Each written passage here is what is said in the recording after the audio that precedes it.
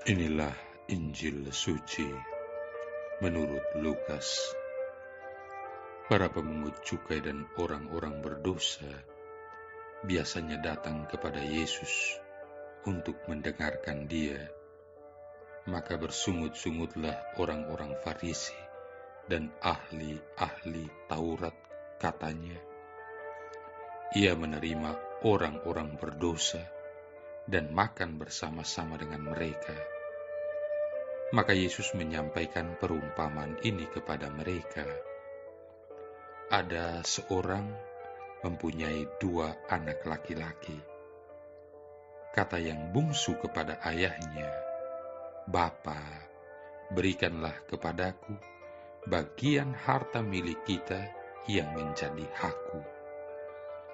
Lalu ayahnya membagi-bagikan harta kekayaan itu di antara mereka. Beberapa hari kemudian, anak bungsu itu menjual seluruh bagiannya itu, lalu pergi ke negeri yang jauh. Di sana ia memboroskan harta miliknya itu dengan hidup berfoya-foya. Setelah dihabiskannya harta miliknya, timbullah bencana kelaparan di negeri itu, dan ia pun mulai melarat. Lalu ia pergi dan bekerja pada seorang majikan di negeri itu. Orang itu menyuruhnya ke ladang untuk menjaga babi. Lalu ia ingin mengisi perutnya dengan ampas yang menjadi makanan babi itu, tetapi tidak seorang pun yang memberikannya kepadanya. Lalu ia menyadari keadaannya, katanya, "Betapa banyaknya orang upahan Bapakku yang berlimpah-limpah makanannya, tetapi aku di sini mati kelaparan. Aku akan bangkit dan pergi kepada Bapakku dan berkata kepadanya, Bapa, aku telah berdosa terhadap surga dan terhadap Bapa. Aku tidak layak lagi disebut anak Bapa. Jadikanlah aku sebagai salah seorang upahan Bapa." Maka bangkitlah ia dan pergi kepada bapanya. Ketika ia masih jauh, ayahnya telah melihatnya, lalu tergeraklah hatinya oleh belas kasihan. Ayahnya itu berlari mendapatkan dia, lalu merangkul dan mencium dia. Kata anak itu kepadanya, "Bapa, aku telah berdosa terhadap surga dan terhadap Bapa. Aku tidak layak lagi disebut anak Bapa."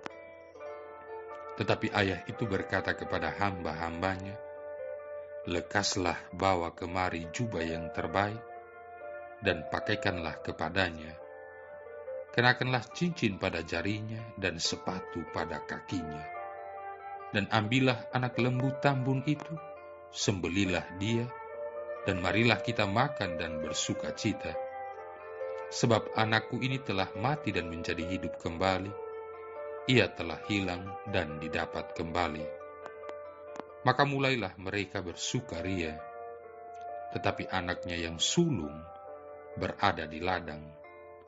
Ketika ia pulang dan dekat ke rumah, ia mendengar bunyi seruling dan nyanyian tari-tarian.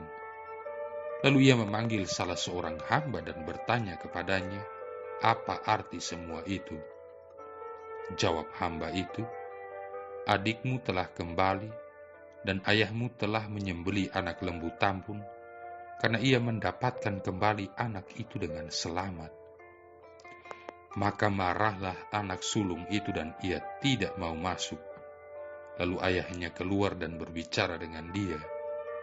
Tetapi ia menjawab ayahnya, katanya, "Telah bertahun-tahun aku melayani Bapa, dan belum pernah aku melanggar perintah Bapa.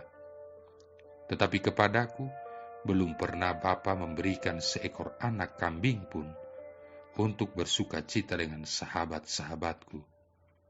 Tetapi baru saja datang anak Bapa yang telah memboroskan harta kekayaan Bapa bersama dengan pelacur-pelacur, maka Bapa menyembelih anak lembu tambun itu untuk dia." Kata ayahnya kepadanya, "Anakku, engkau selalu bersama-sama dengan aku, dan segala kepunyaanku adalah kepunyaanmu. Kita patut bersukacita dan bergembira, karena adikmu telah mati dan menjadi hidup kembali. Ia telah hilang dan didapat kembali. Demikianlah sabda Tuhan. Saudara-saudari yang terkasih, perumpamaan tentang anak yang hilang adalah salah satu perumpamaan Yesus yang paling terkenal dan populer.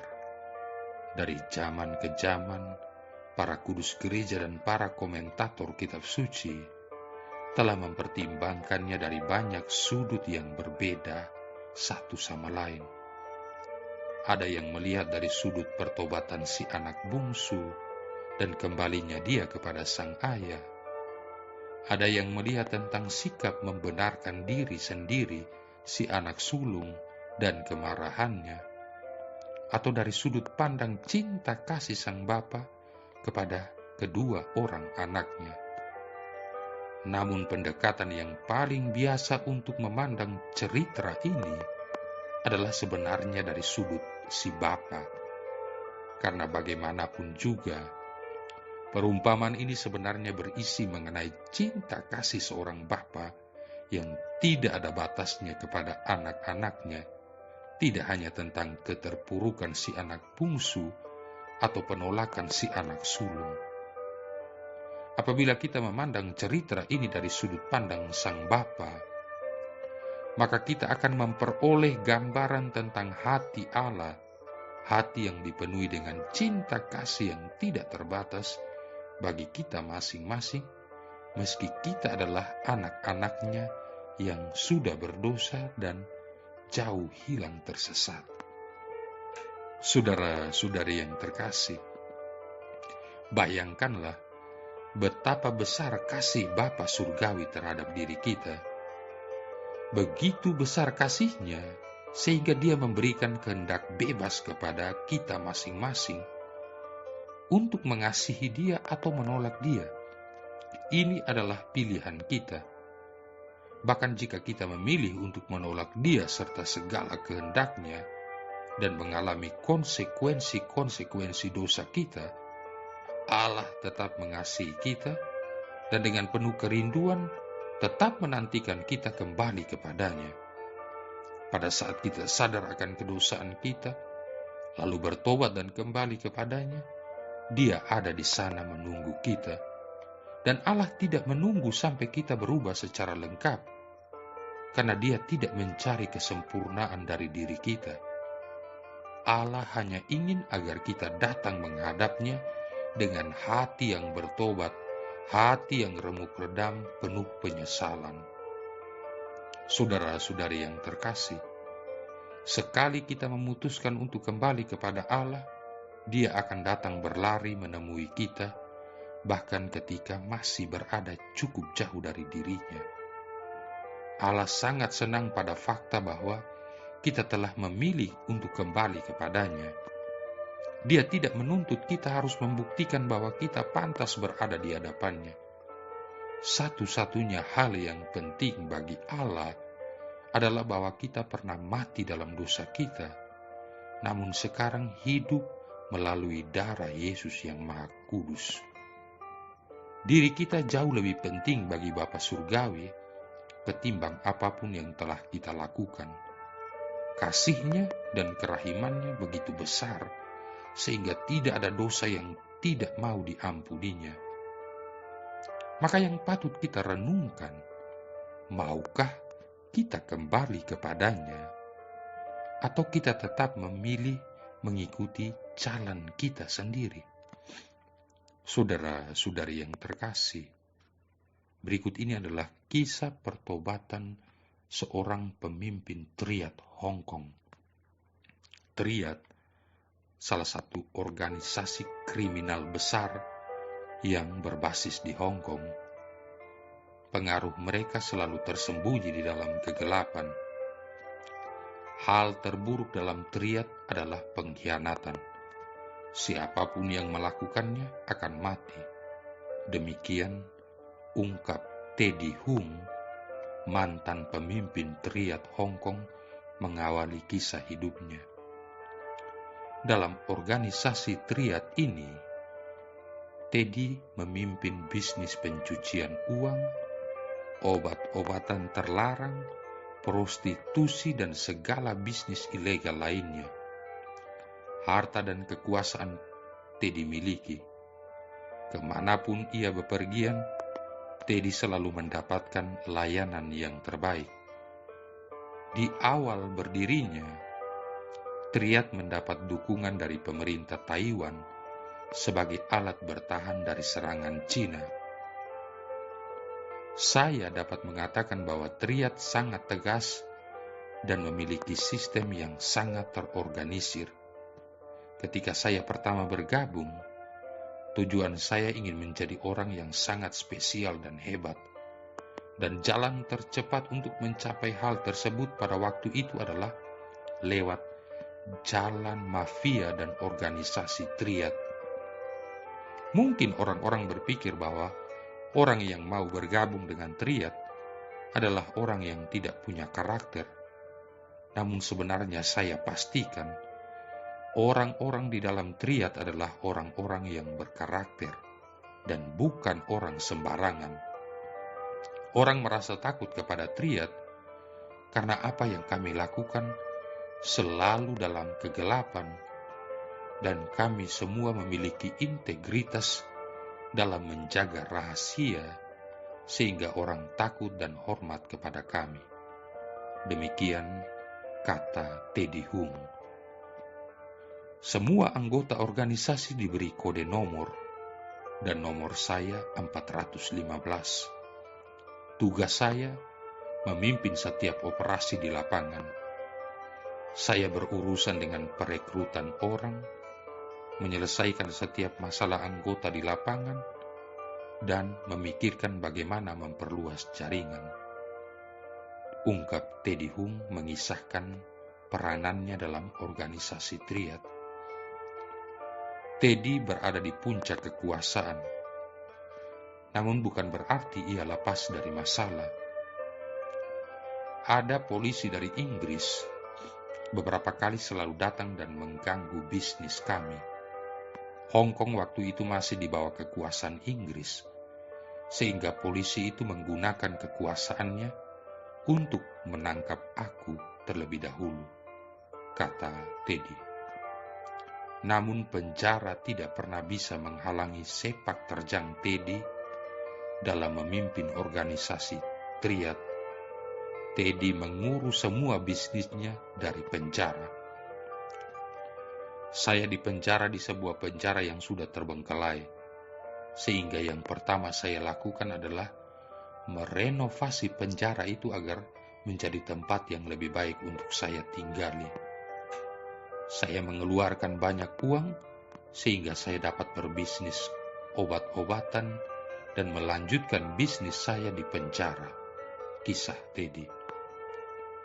Di balik kesangaran dan ketenangan sikapnya, tidak ada yang tahu bahwa sebenarnya Teddy mengalami depresi yang berat. Yang diinginkannya hanyalah mati. Namun kunjungan seorang pastor sedikit banyak memberi harapan pada Teddy. Pada waktu saya di penjara, ada seorang pastor yang sering datang memberikan pelayanan rohani di penjara. Dan pastor itu mengatakan kepada saya, katanya, "Kamu sangat sukses dan terkenal di seluruh dunia. Tapi ketika suatu saat nanti kamu meninggal, kamu akan dikenang sebagai apa?" Pertanyaan itulah yang membuat saya mulai berpikir, dan saya mulai merasa sangat sedih. Yang membuat saya merasa depresi adalah saya mulai sadar, semakin saya sukses, semakin saya merasa bersalah dan merusak hidup banyak orang. Semakin saya sukses, saya tidak membantu banyak orang, justru saya banyak menghancurkan hidup orang lain. Ungkap Teddy Hung mengenai awal perubahan hidupnya. Teddy kemudian mulai menemui banyak dokter karena dia tidak dapat tidur selama berbulan-bulan. Saya selalu merasa takut. para kekasihku berusaha menghibur dan memelukku. Namun saya tetap merasa selalu khawatir dan takut. Entah kenapa, saya tetap tidak bisa tidur, ungkap Teddy. Suatu malam, saat tidak dapat memejamkan mata, saya melihat Alkitab yang diberikan si pastor kepada saya. Saya hanya berkata, "Yesus, jika memang Engkau benar ada, biarkan saya tidur, maka saya akan percaya kepadamu." Saya memegang Alkitab itu, dan sebelum saya selesai mengucapkan kalimat itu, saya sudah terlelap di dalam tidur. Kisah Teddy. Sejak saat itu tiba-tiba bisnis Teddy mengalami perubahan drastis. Bisnisnya hancur total. Semua teman-teman saya mulai mengatakan bahwa Tuhan yang saya sembahlah yang membuat bisnis ini hancur. Mereka berkata, Dia adalah Tuhan yang jahat, karena buktinya bisnis kita hancur satu persatu. Saya juga mulai berpikir bahwa Dia itu Tuhan yang jahat. Saya mulai kecewa kepadanya.